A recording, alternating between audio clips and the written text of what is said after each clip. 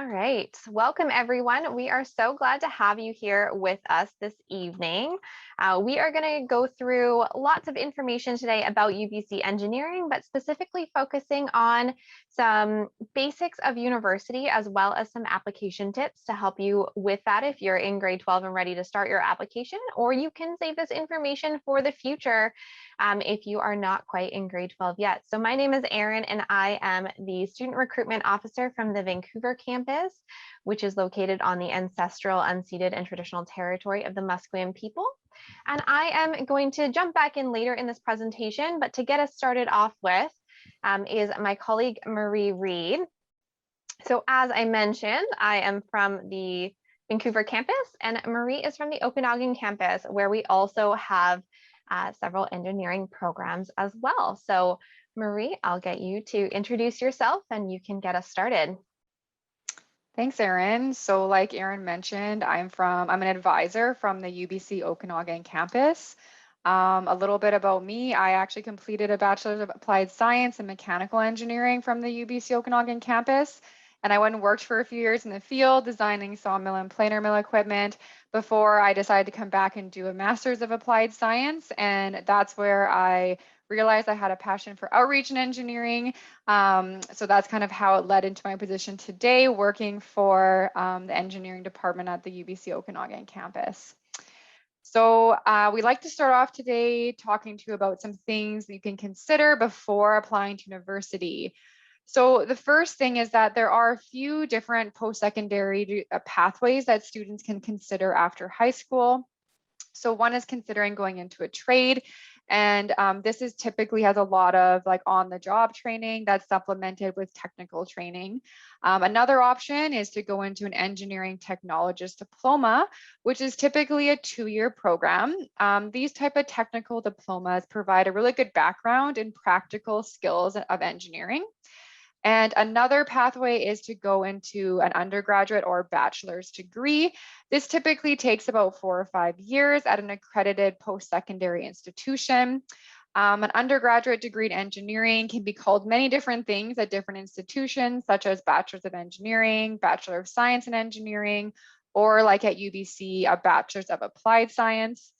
I just want to note here that for both a trade and technical diploma, if you're interested in going into an undergraduate or a bachelor's degree, you typically need to begin in a first-year program, as many of those courses don't receive transfer credit.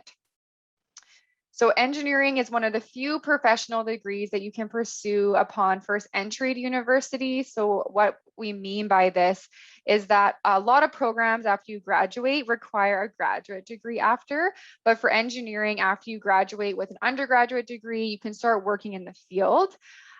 Typically, it takes about 4 years to complete your engineering program. And so then, like I said before, you can go work in the field, or if you'd like, you could do a master's or a PhD or another graduate program, or you can go into a professional degree like law or medicine. If you do decide to go into the workforce, you will start off as something called an engineer in training. And after about 4 years of work experience as an engineering training, then you can fulfill certain requirements, then you're able to become a professional engineer. So there's one more item that we wanted to talk about today. This is something that we get a lot of questions about, and it's really, what is the difference between engineering and science? What we found is it's a common trend that students may start in science with the intention of doing engineering work. So we think this is an important topic to discuss before even applying to a post-secondary institution. So scientists and engineers have different goals, but they work together. So scientists seek to describe and understand the natural world, and engineers consider various criteria and constraints in order to design solutions to problems, needs, and wants to make the world a better place. So life, natural, and physical sciences focus on attaining fundamental knowledge about a subject through empirical and often quantitative methods. An engineer's goal isn't to discover the new scientific principles or observing phenomena, but it's rather to apply the principles attained through scientific research to solve real world problems. So now that we've gone over sort of the before applying, I'd like to pass it over to Erin now to discuss the UBC admissions and application process in more detail. Perfect. Thanks for that great introduction, Marie. So what we're going to dive into now is a little bit more about what you need to know for admissions purposes, and then we'll go through a bit of the application as well. If you do have any questions at any point in time, please feel free to use the chat and we can answer those questions during this session, or we'll also have time at the end where we can answer those questions then. All right, so understanding admissions, there's actually a few different entry pathways. So we've sort of touched on some of those pieces already, but one thing to know is that most students entering UBC Engineering are probably going to enter through the direct entry pathway, and that just means applying directly from high school. That's where the majority of our students come from entering into first year. They would start their first year of university and continue throughout their degree. Now, even though we do have 2 campuses, we do highly recommend that you start at whichever campus you plan to finish at. So that's an important kind of piece to consider, and we'll touch on that a little bit later when we get to the application. Now, we also have some university transfer routes. So we have the engineering transfer program that's available with 9 different institutions across BC, where you can actually do your whole first year program at that institution and then transfer directly to either the Vancouver campus or the Okanagan campus to start your second year of university. This is a great option if you are looking to stay closer to home to start off with, if you're looking for a smaller campus to be at or a smaller institution. And so it has lots of different benefits for you. In some cases, they might be less competitive. So it may also be kind of a backup option if you're not sure if you'll be competitive for our campuses. Now, you can also transfer through other non-partnering universities, so you could do some courses there. Then that gets into a little bit of transfer credit situation. So if you are doing that, we do recommend reaching out to us so that we can help you out with those transfer pieces. But what would happen is that your courses that you take at another institution would need to transfer to UBC for them to be considered towards your degree. Now, the other piece that Marie mentioned already to talk about is those technical diploma programs. And so what she did mention is that those typically don't offer any transfer credits. However, there are a few technical diploma programs that you can do what's called a bridging program. So if you do start out there, you can consider doing a bridging program and then coming into the Vancouver or Okanagan campus in your third year. However, those are very specific programs. So that is something I would recommend looking into if engineering is ultimately your end goal. If there's any Indigenous students joining us, we also have a couple of specific pathways for those students. So we have the Aboriginal admission policy, as well as the Aboriginal transfer partnership with Langara. So you can start your engineering program at Langara and then come to UBC. For any international students, we also have Vantage College, which is for international students who may not yet meet the English language requirements that we have for admission purposes.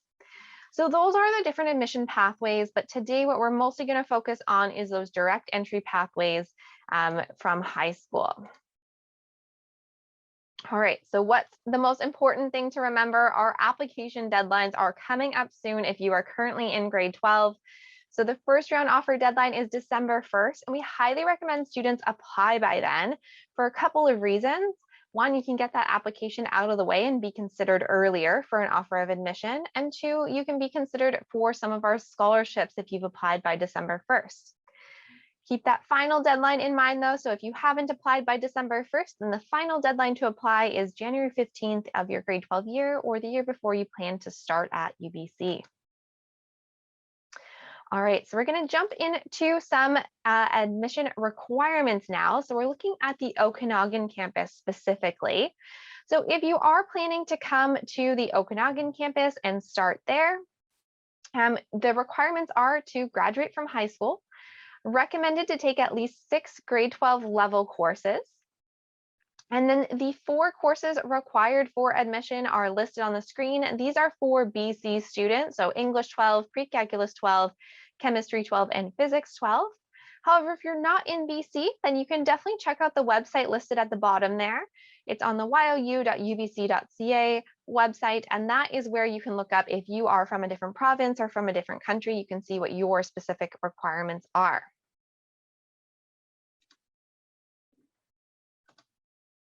Now at the Vancouver campus, you'll find it's very similar, except there are a few differences.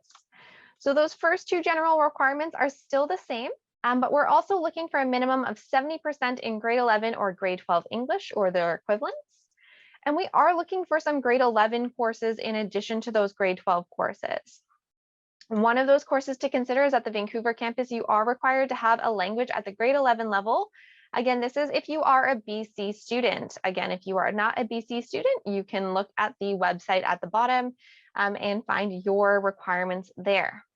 Now, the other piece that's a little bit different is that students can be admitted if you only have one of Chemistry 12 or one of Physics 12. One of Chemistry 12 or Physics 12. So even if you are planning to apply and you're not able to complete both of those courses, we still do encourage you to apply if you'd like to come into engineering. And what will just happen is that your first year courses will be slightly modified if you're not able to complete them before entering UBC. I see a question came into the chat. Is there a separate application for the entrance scholarship? So we are going to get to more about the scholarship soon, and I will answer that question when we get there. All right, so what do we look for when we're assessing your application? So we're looking for a few different things. We're looking kind of for that breadth of subjects that you took in high school. So did you take a range of different academic subjects? We're looking for that depth, or did you challenge yourself with advanced courses? Did you take IB or AP or honors level courses? And we're looking for the relevancy of your courses. Did you demonstrate knowledge related directly to engineering? Did you take other courses that may be offered at your school, like a robotics course or something like that? Did you take other science courses? Anything that might be related to engineering? And those are kind of the main pieces that we're looking for when we're assessing your courses. But what we're also going to look for is how we're assessing your application. So there's a few different pieces that we look at when we assess your application. And this is true for both campuses. So high school students are going to be required to submit a personal profile. In that personal profile, we really want you to tell us kind of what you've done, but what's more important than what you've done is how have those experiences impacted you? How have they changed your perspective? How have they made you grow? What have you learned from them?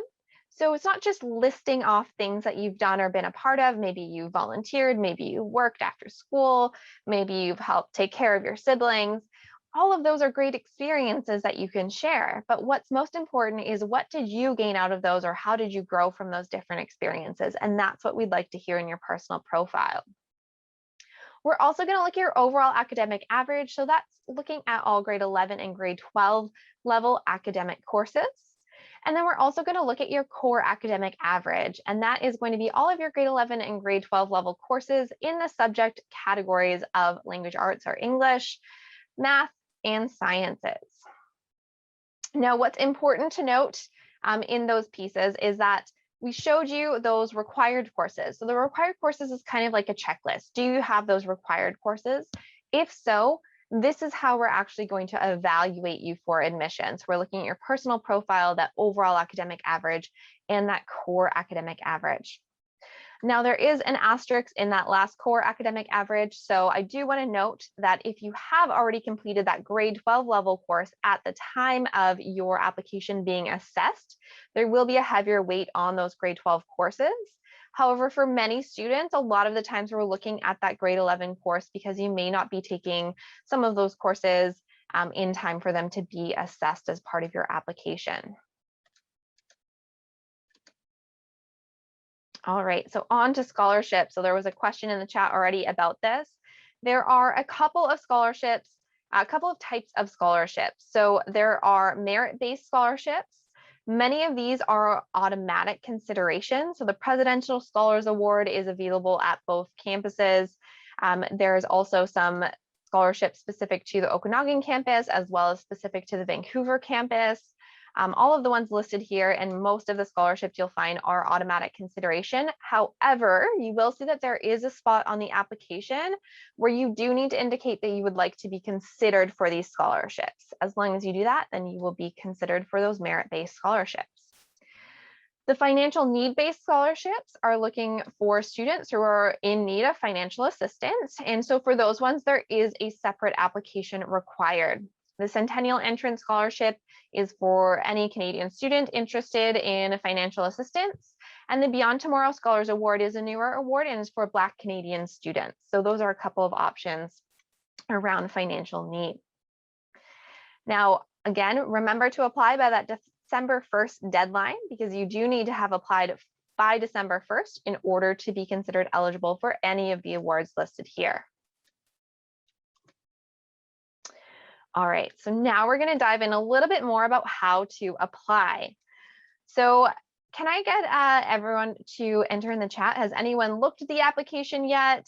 You can just say yes or no. Have you looked at the application? Maybe have you started the application yet at all? I just want to get a sense of where everyone's at. Yes, many of you have at least looked at it. Awesome. Or maybe started it. Great. Some of you haven't yet, and that's totally okay as well. Perfect. So many of the slides coming up, if you have started the application already, may look familiar because we're going to walk through some screenshots that I took from the website.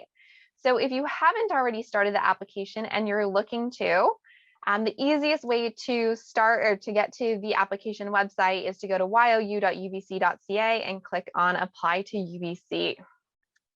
The you.ubc.ca website is also where I mentioned you'll be able to find the requirements for either campus, as well as lots of other information about writing your personal profile, about how we assess you for admission, and all of those great tips and pieces that I've already kind of mentioned. All right, so walking through the application, once you get to Education Planner BC, you are basically going to follow the instructions on that website. So you're going to complete your common applicant profile, which is the Education Planner BC component of your application. Once you complete that, then you'll go into the UBC portion of the application. So there's kind of two steps. So all of these screenshots here are from apply.educationplannerbc.ca. So then that's where the application is. So you'll go through putting in your information. So putting in your first name or your given name. You can put your middle name if you would like to, but you don't have to. So you're simply going to enter the information here. If your given name is different from what your preferred first name is, you can also indicate that in the application.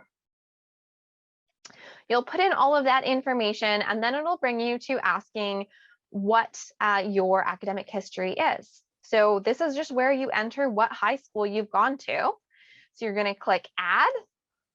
It'll show you it'll ask you, whether you're wanting to add a homeschool to your academic history. So if you have been homeschooled in the past and that is part of your academic history, you can indicate yes. Most students who have just attended a high school are going to leave that with no, and you're going to go through and put in your country, your province, and then the school that you've gone to. You're really just following the instructions on the application. For those of you that may have completed the IB diploma, this next stage is where you would put that. So you're going to put your attended start date. So whenever you started at your school, whenever you will be graduating from your school. So for many of you in grade 12, that's probably going to be June 2022. You're going to select the current grade that you're in or higher. So again, for most of you, that should be grade 12 or equivalent. However, if you are completing the IB diploma, this is where you put that in as well. That basically brings you to the end of that. There's a couple more pieces, but again, it's just following those instructions there. And then you're actually going to start applying once you see that all three of those sections have turned green for you. If you are in a post-secondary institution, on that same section is where you can add that you've gone to a post-secondary institution before. So you just put in whatever applies to you and just follow those instructions there. So once you start applying, you'll select UBC, and then once you get into the UBC application, it's going to ask you for some different pieces of information, the first one being program selection. Now, the admission category is going to auto-populate for you.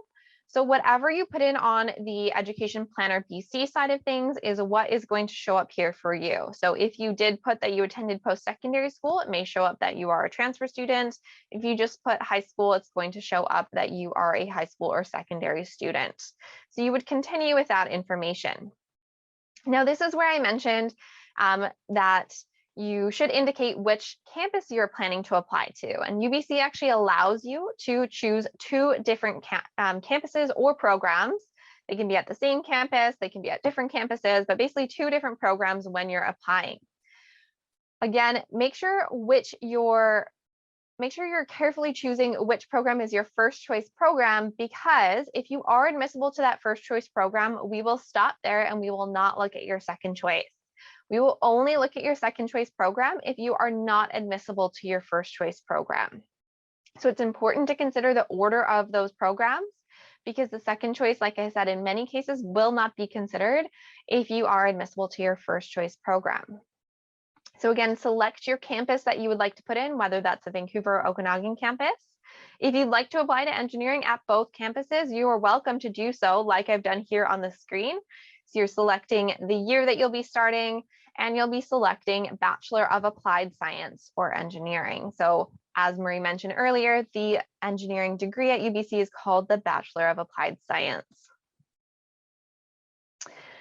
You'll go through it, continue to enter information, and you'll get to your personal profile section. So there's lots of information here. Make sure you're reading through all of these instructions so you know exactly what to do.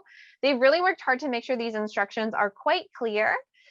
So just make sure that you have a quick read through them. And then that spot that I was talking about, if you need help about writing your personal profile, that link on this page of the application provides lots more information about what you should be including in your personal profile. As I mentioned, this is really where we're looking for that introspection or reflection on what you've been a part of and how those experiences have impacted you. You're going to simply answer the questions that you see on the screen. So you're going to tell us what you're most proud of, what things you've been a part of in your community. Just answer the questions that are listed there.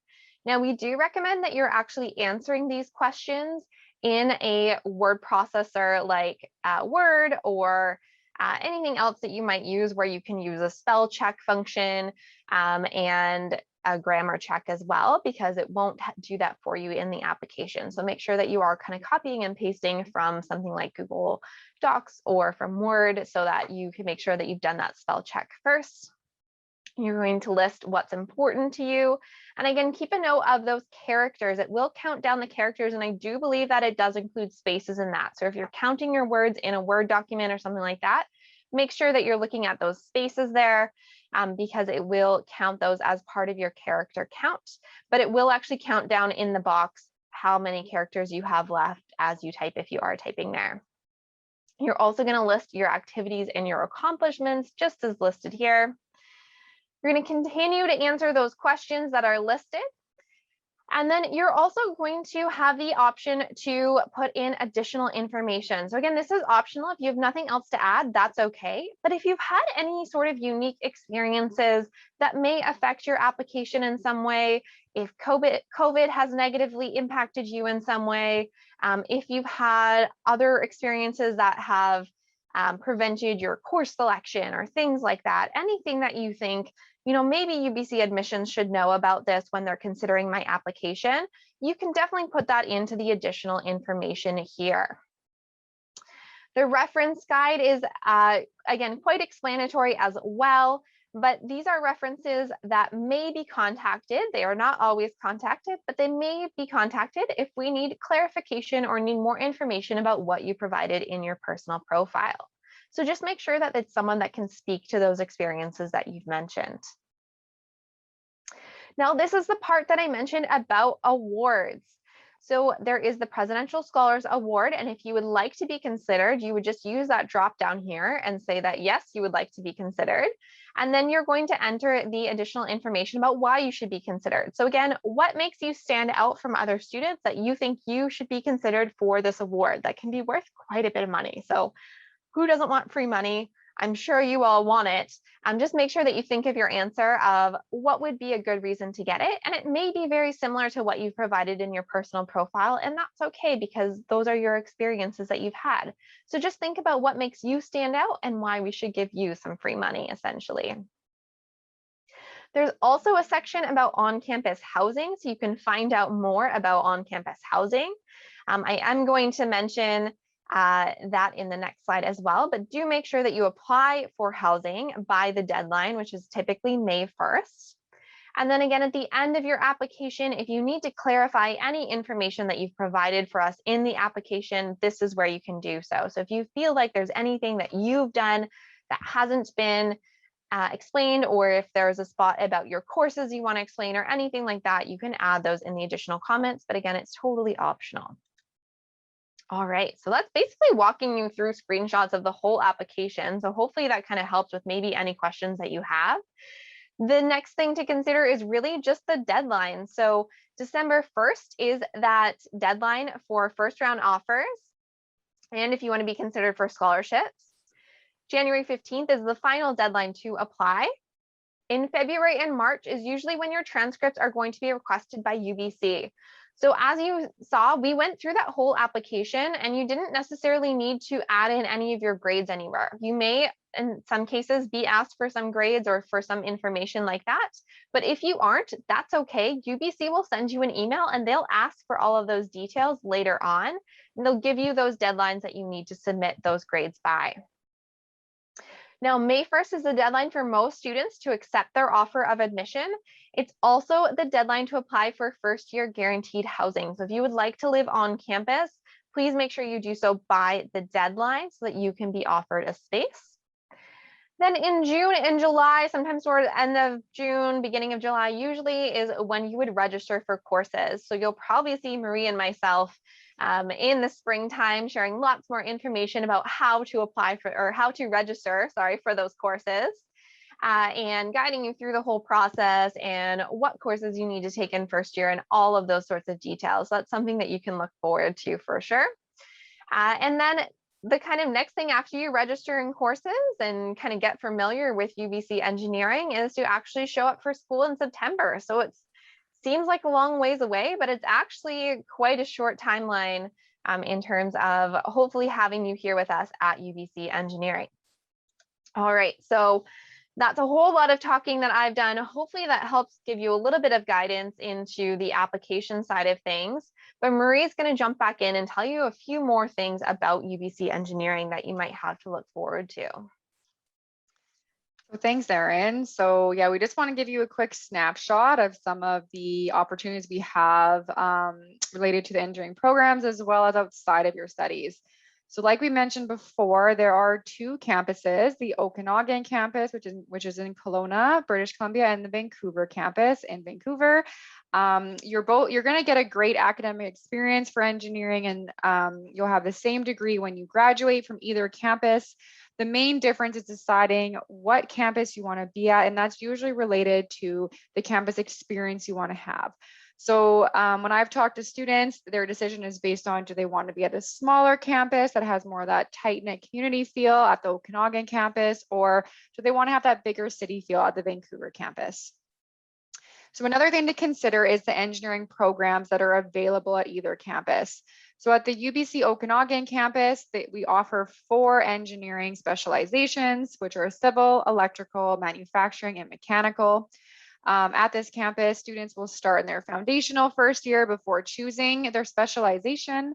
And at the Okanagan campus, there are no caps on these programs. So the students are guaranteed their specialization of choice. The Okanagan campus also offers 3 options. An option is basically a suite of courses that you take in your final year. And those options are biomedical, mechatronics, and resilient infrastructure management. And we also offer 2 minors, a minor in management and a minor in computer science. So at the Vancouver campus, this is our larger campus, which has 14 engineering programs to choose from. Just like at the Okanagan campus, you have that first foundational year. And after that, at the Vancouver campus, you complete a competitive placement based on GPA to be able to get into your engineering specialization in year 2.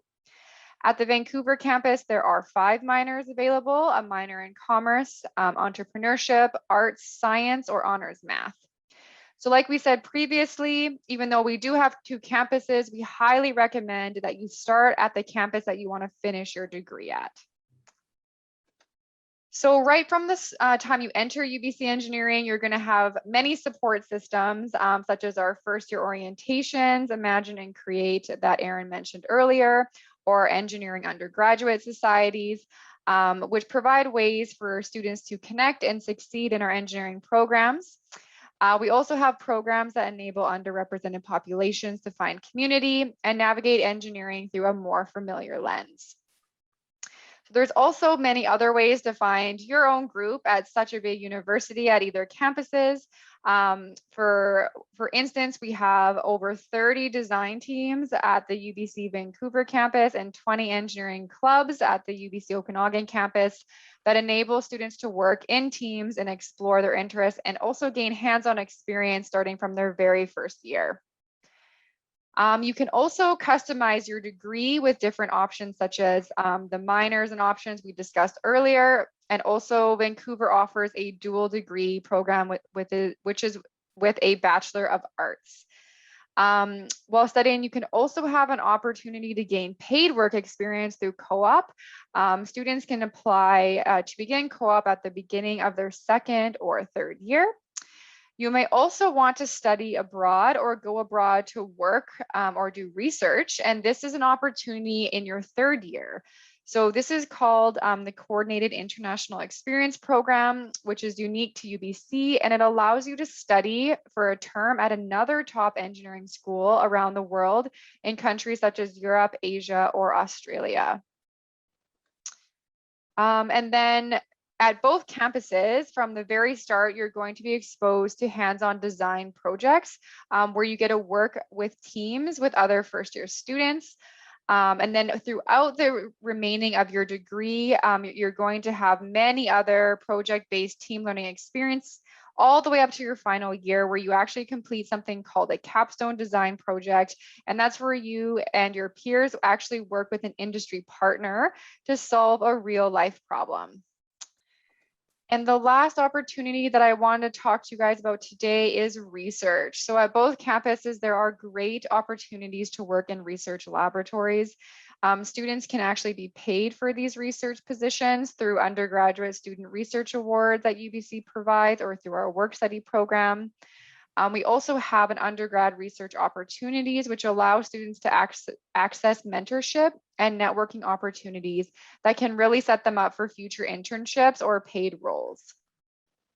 So I know we've given you guys a lot of information today, but before we end the presentation and go to the question period, we just want you guys to take a second to imagine a world without engineers. There would be no buildings, no bridges, no cell phones, no life-saving devices, no medicine to heal you, no transportation. So life is pretty good at the moment, but engineers work every day to make our lives better than what they are right now. Engineers improve the environment, our technology, our medicine, and they build solutions to solve our problems and make the world a better place. So for students that want to work with a team to solve problems, engineering might be the right program for them. And lastly, we are having on-campus open houses for engineering at both the Vancouver and the Okanagan campus this Saturday, November 20th. You can find more information and sign up at the website shown on this slide. We also had a virtual open house that happened on November 6th. If you missed that, don't worry. We have recorded presentations that can also be found at the website that is shown on this slide. So as I said before, we've given you a lot of information today. So please visit the websites that are shown on this slide if you want to review any of the information. If you have any questions as well after this presentation, please feel free to contact Erin Fair for the Vancouver campus or myself for the Okanagan campus. Thank you for those of you that did join us. I hope you have a great rest of your evening, and hopefully we'll be seeing some of you on Saturday at our open house. Thanks, everyone.